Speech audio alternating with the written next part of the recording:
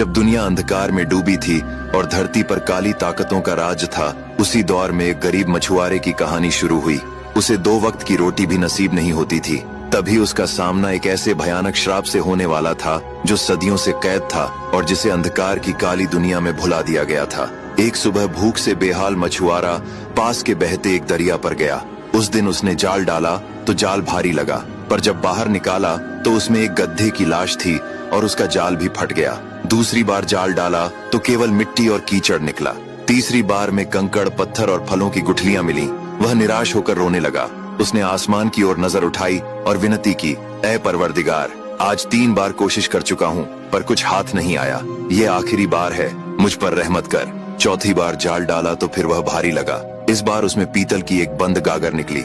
उसने सोचा कि इसमें कुछ मूल्यवान होगा। बहुत कोशिश के बाद उसने गागर का ढक्कन खोला। गागर से धुआं निकला जो आकाश में फैलकर एक भयानक दैत्य बन गया। दैत्य गरज कर बोला, हे बदनसीब मछुआरे, सावधान हो जा, आज तुझे मारकर तेरे खून से अपनी प्यास बुझाऊंगा।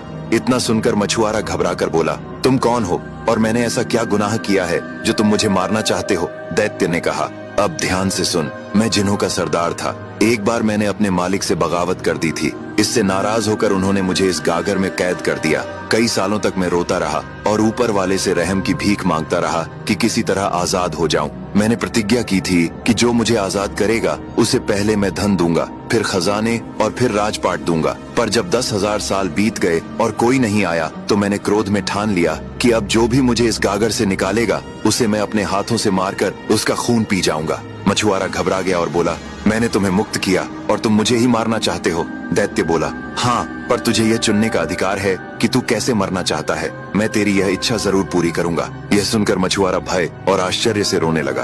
अब आगे की कहानी जानने के लिए देखिए अगला भाग।